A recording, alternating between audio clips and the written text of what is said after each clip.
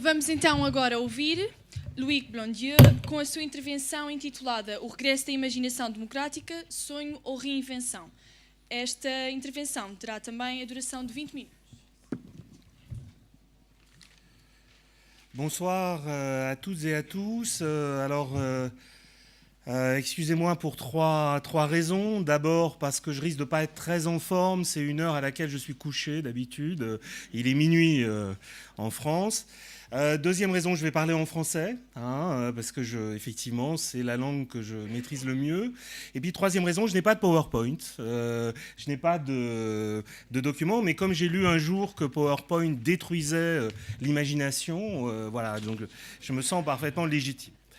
Alors, je pourrais sous-titrer ma conférence en reprenant une phrase de Dickens d'un livre qui s'appelle Conte des deux cités, A Tale of Two Cities, qui commence comme ça, It was the worst of times, it was the best of times. Et je vais traiter finalement de la démocratie sous ces deux angles. Il y a aujourd'hui très clairement dans nos démocraties un certain nombre de questions qui se posent, un certain nombre de problèmes qui peuvent nous conduire à penser que cette forme politique est menacée et que ses adversaires aujourd'hui n'ont jamais été aussi puissants. Et dans un second temps, à partir de cette idée d'un retour de l'imagination démocratique, je vais essayer de montrer en quoi finalement des énergies se sont libérées, des idées commencent à prospérer et des expériences tentent à démontrer que effectivement d'autres formes de vie démocratique sont possibles. Alors je vais vous demander en introduction de revenir 25 ans en arrière. 25 ans en arrière, après la chute du mur de Berlin, on semblait assister au triomphe de la démocratie libérale. L'essayiste américain Francis Fukuyama parlait de la fin de l'histoire. La démocratie libérale et le capitalisme semblaient jouer cette fin de l'histoire, en tout cas se présenter comme cette fin de l'histoire, comme une forme politique absolument insurpassable, indépassable, incritiquable, incontestable. Alors, qu'est-ce que c'est que cette forme politique ? C'est la démocratie libérale. Souvenez-vous que cette démocratie a été inventée à la fin du XVIIIe siècle, et je le répète systématiquement, par des gens qui détestaient la démocratie, par des gens qui haïssaient la démocratie et qui ne voulaient pas confier le pouvoir aux citoyens. Les citoyens étant jugés trop incompétents, trop finalement inconstants pour pouvoir participer au processus de décision. Mais cette forme de gouvernement, finalement, elle s'est imposée. Elle a résisté à ses adversaires et elle s'est imposée comme une forme de bricolage assez étonnant, comme le dit Bernard Manin, entre des éléments démocratiques, l'élection au suffrage universel, et des éléments aristocratique, ou on pourrait dire oligarchique. En fait, le fait que le véritable pouvoir soit détenu par une petite partie de la population qui a été désignée pour gouverner. Une forme de division du travail politique qui constitue finalement l'essence de ce modèle. Alors, cette démocratie libérale, donc elle repose sur l'élection, mais elle repose aussi sur d'autres éléments. L'architecture de cette forme de gouvernement, elle inclut aussi l'état de droit, un certain nombre de libertés, liberté d'expression, liberté d'information, liberté d'opinion. Elle repose aussi sur une séparation des pouvoirs. Souvenez-vous de Montesquieu, un principe qui constitue de manière forte cet idéal démocratique. Et puis le rôle des médias. Le rôle d'une information libre, concurrentielle, comme essentielle finalement à ce que certains appellent dans la littérature de sciences politiques anglo-saxonnes ce modèle de Westminster, de la démocratie libérale, le Parlement anglais et tout ce qui va avec. Et c'est ce modèle qui s'est imposé comme une norme, qu'il fallait exporter. Au début des années 90, l'idée c'était que chaque région du monde devait reproduire ce modèle. Ce modèle qui se présentait comme universel. Et c'est ce modèle de gouvernement qui aujourd'hui est remis en cause de différentes manières. D'abord, il démontre beaucoup moins d'efficacité qu'autrefois dans sa capacité à protéger, à enrichir l'ensemble de la population.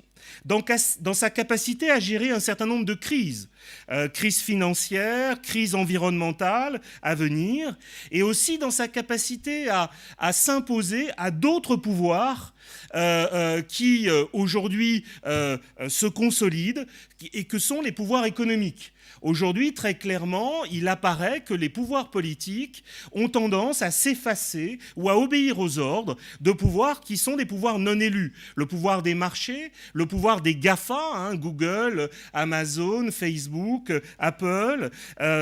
Ces pouvoirs semblent aujourd'hui irrésistibles dans leur capacité à influencer finalement le destin de chaque individu sur cette planète.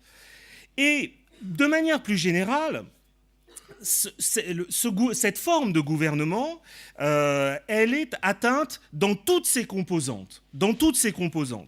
D'abord, l'état de droit.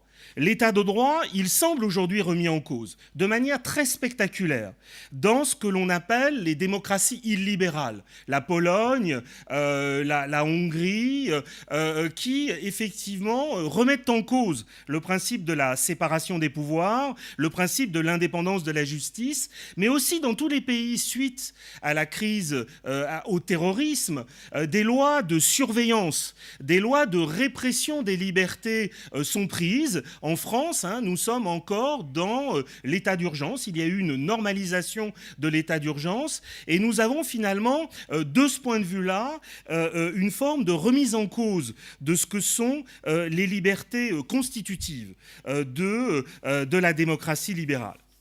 Autre composante qui aujourd'hui ne joue plus le rôle qu'elle jouait autrefois sont les partis politiques. Pendant très longtemps, les partis politiques jouaient le rôle d'interface, d'intermédiaire entre la société civile et le gouvernement. Aujourd'hui, les partis politiques sont tout entiers du côté du gouvernement.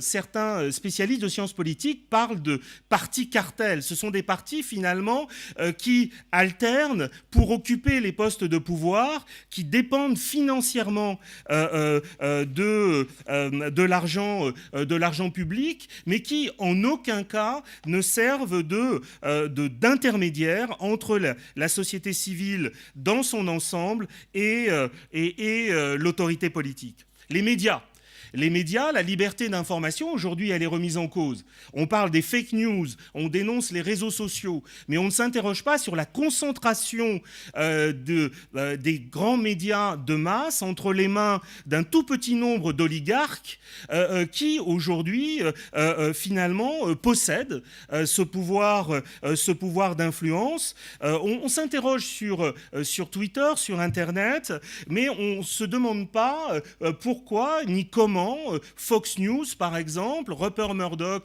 et Fox News ont réussi à construire finalement des discours publics complètement hors de toute logique de vérité. Et là, il y a une vraie menace sur la liberté d'information.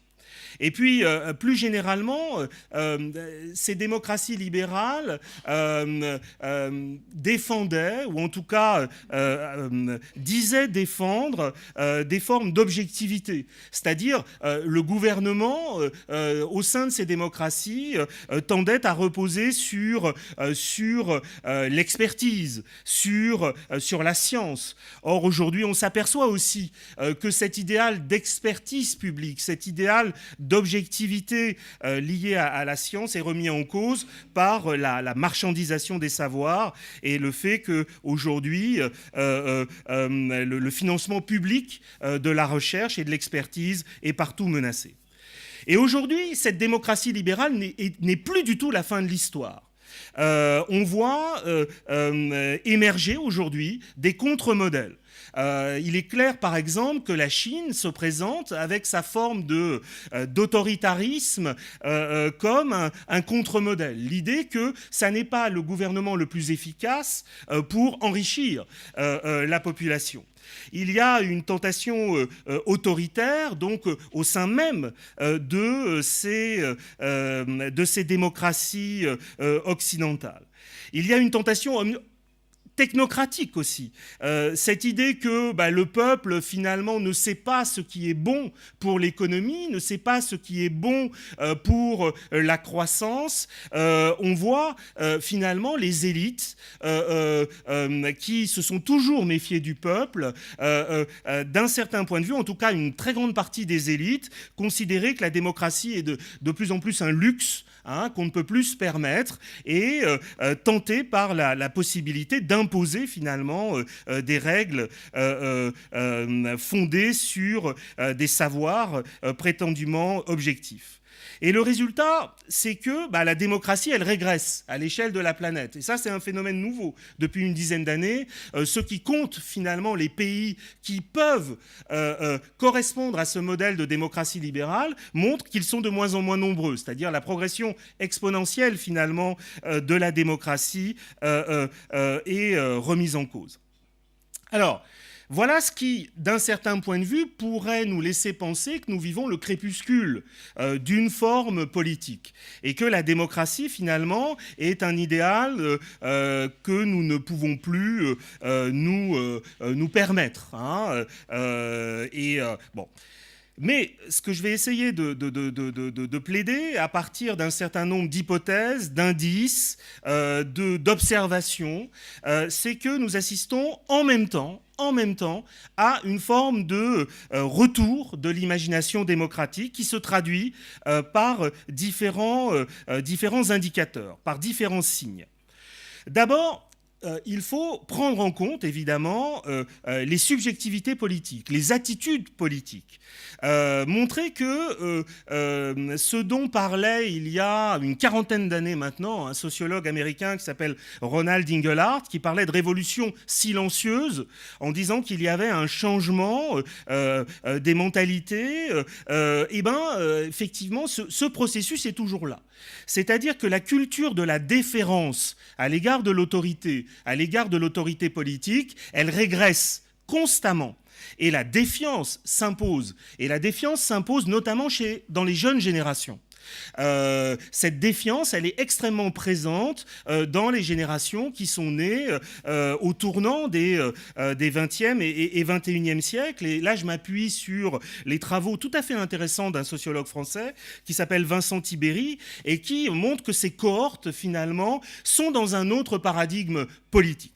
Ça, c'est un premier point. Et une population qui se défie, à mon avis, est une population qui, d'un certain point de vue, est amenée à s'interroger sur la manière dont fonctionnent les institutions, et c'est plutôt un signe positif pour la démocratie.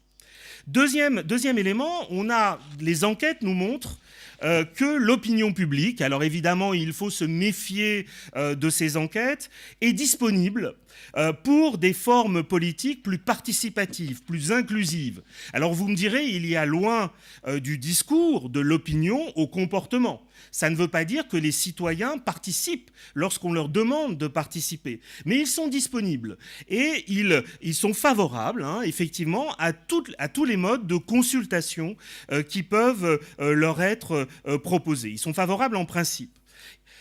Troisième phénomène qui touche l'ensemble de la population, on peut parler d'une forme d'abaissement du seuil de tolérance au déni de démocratie, à l'autorité. C'est-à-dire que quand un gouvernement local ou un gouvernement national essaye d'utiliser le discours d'autorité, essaye de passer en force, les résistances là se mettent en place. Et il y a, alors je ne dirais pas plus d'exigence, mais en tout cas une résistance qui se crée. Johanna Siméan, dans cette même salle, avait présenté un extrait d'un film portant sur Nuit debout, quand Manuel Valls, Premier ministre, en 2016, a utilisé le 49.3, c'est-à-dire une forme brutale d'imposition de la loi, il y a eu une controverse et il y a eu un débat très fort. Et là, on se situe à un niveau d'attitude relativement répandu. Mais moi, ce qui m'intéresse, c'est que certaines minorités, 5 minutes, certaines minorités agissantes développent un imaginaire du pouvoir, des modèles politiques très différents de ceux qui prédominaient jusqu'à présent. C'est-à-dire un imaginaire du pouvoir beaucoup plus horizontal, beaucoup plus inclusif, un pouvoir diffus, redistribué, que l'on voit à l'œuvre dans un certain nombre d'expériences dont je vais vous parler maintenant. Et puis surtout, il y a un point qui me paraît capital, c'est que la représentation politique telle que nous la concevions jusqu'à présent, c'est-à-dire l'idée que des citoyens représentaient, déléguaient le pouvoir à des représentants qui allaient pouvoir parler en leur nom. Cette idée de représentation politique, elle fonctionne, elle performe de moins en moins. C'est-à-dire qu'il y a, d'un certain point de vue, une beaucoup moins grande capacité pour les représentants à dire « j'incarne finalement ceux que je représente ». Retour de l'imagination politique aussi par le retour du refoulé, c'est-à-dire ce que notre histoire politique avait refoulé comme idée, comme institution, comme imaginaire. On assiste aujourd'hui au retour du tirage au sort, cette vieille institution grecque, effectivement, qui aujourd'hui fait l'objet d'un renouveau. On assiste au retour du mandat impératif, c'est-à-dire l'idée que le mandat impératif, les représentants doivent revenir constamment vers les représentés avant de prendre une décision. Le pouvoir de révocation, l'imaginaire des communs. Vous savez, l'idée que des collectifs, des communautés humaines peuvent gérer ensemble des biens, des espaces. Cet imaginaire des communs revient. L'imaginaire de l'Assemblée, la démocratie d'Assemblée, elle a été réinvestie par les mouvements de place.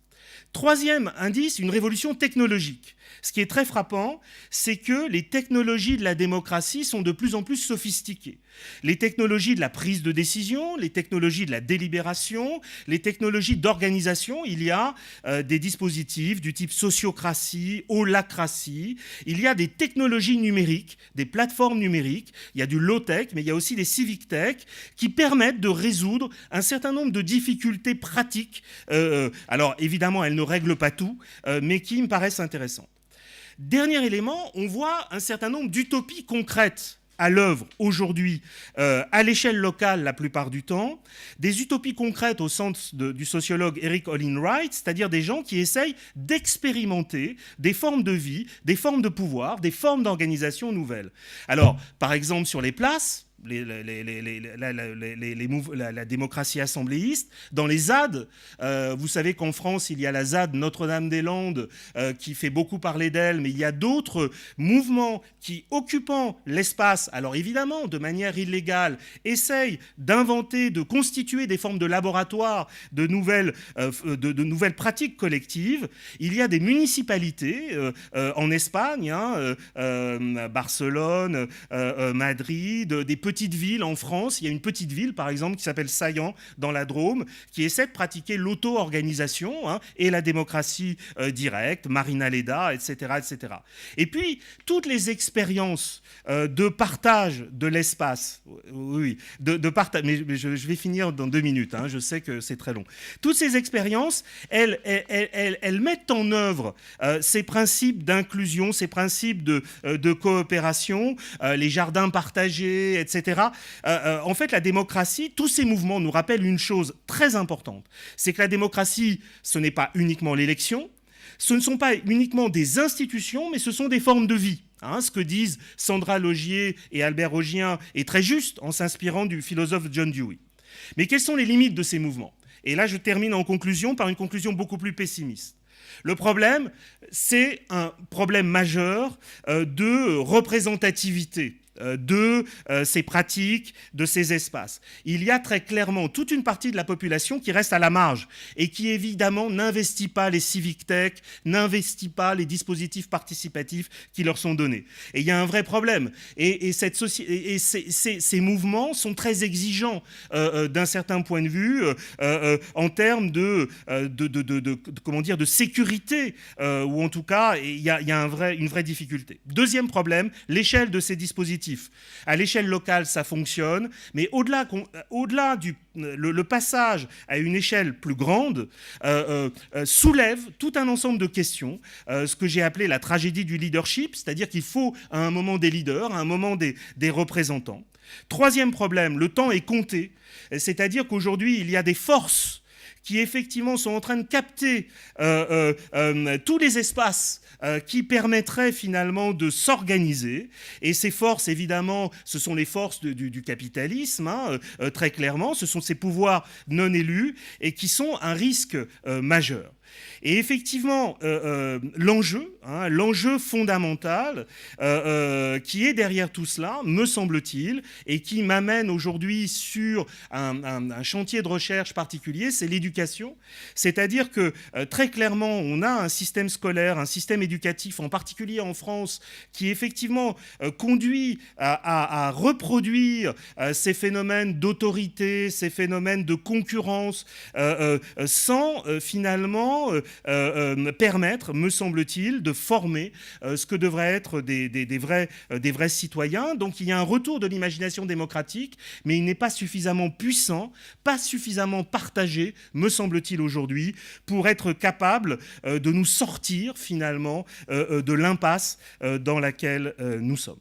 Merci beaucoup.